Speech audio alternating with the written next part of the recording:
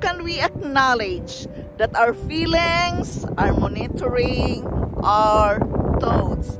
Hello guys, welcome. Thank you for joining me here in my life journey. And today's share is about acknowledging that our feelings are monitoring our thoughts.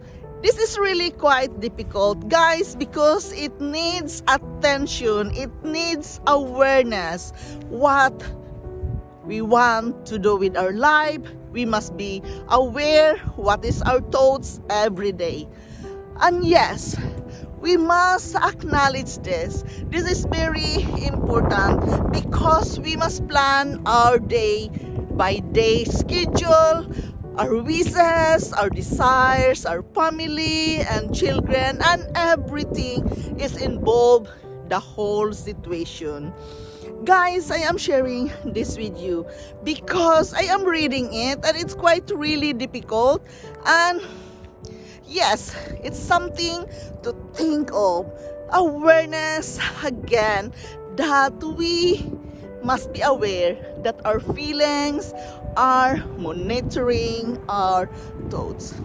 If we can be aware about this all the time, guys, it becomes easier for us to plan our day, not a stressful day, because we created the thoughts, we created the desire to our hearts, and it goes along with our thoughts, our actions, and what is going to do today or in that certain day you are planning. And guys, it is very important, guys, as the book says, that we can name our emotions and feelings. It becomes easier for us to put, into action when we can name our feelings. We can write it down. Yes, that's really true, guys. When you begin to write it down, your feelings, your thoughts, you become more aware about it, and it becomes easier for you to plan your day. I have always my book writing it down what is in my thoughts, because thoughts come and goes. As the book says, we have more than 6,000 thoughts in a day. That is too much. So to be aware about it, we must write it down and name your feelings. That is very important, that we can identify and name our feelings. If we really want to live our best life, we have to work with ourselves, and that always starts from our mindsets. We have to monitor our thoughts. Monitoring our thoughts is important. Why? Because our thoughts precedes emotion. It is, for example, our thoughts was deliberately lied to about calling something. You might feel anger under lack of authenticity. This simple insight forms the heart of why we must monitor out of our thoughts, because we can change our feelings by changing our thoughts.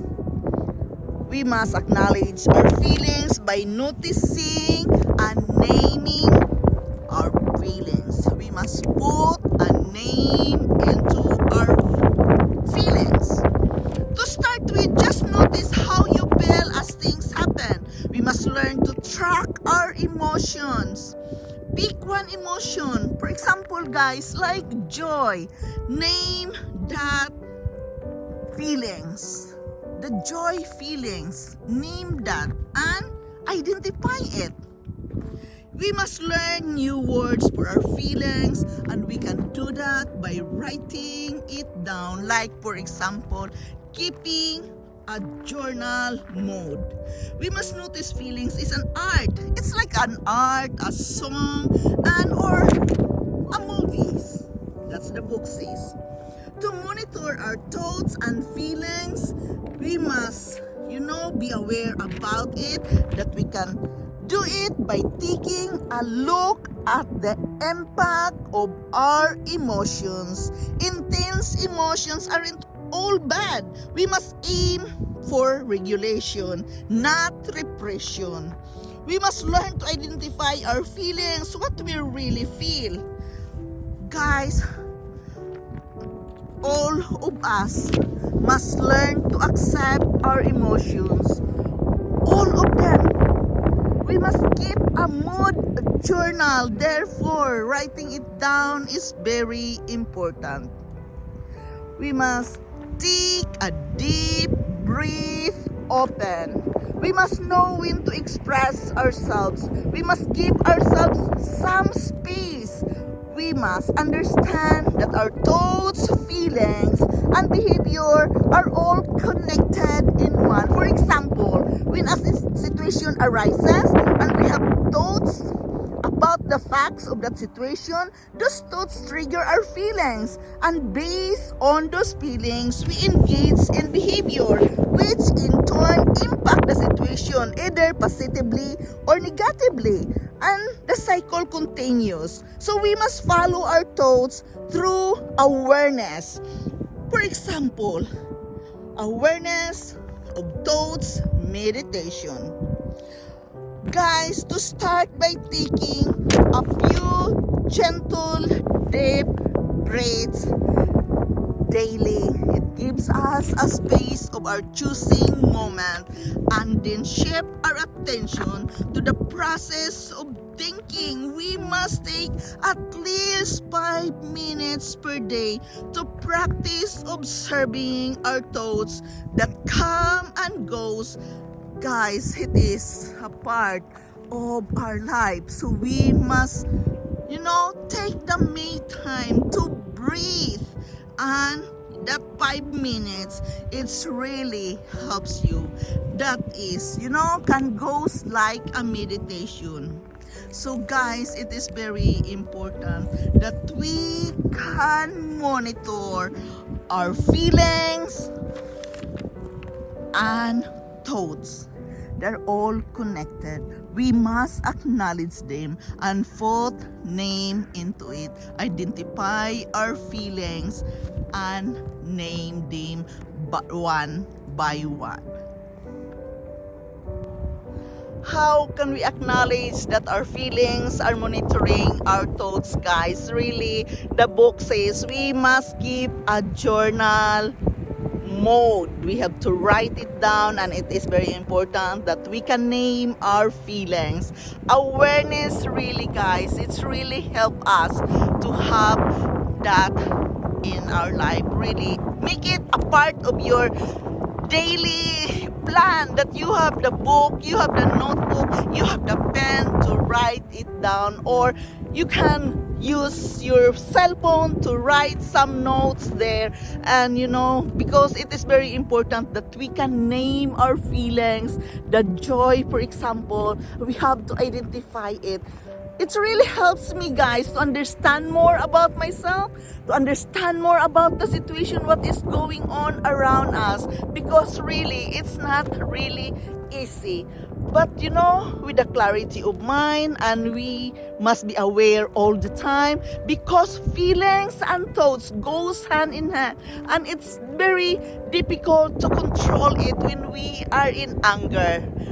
But if you can be aware about it, write it down. You have the time to calm down, to give that some few minutes to yourself.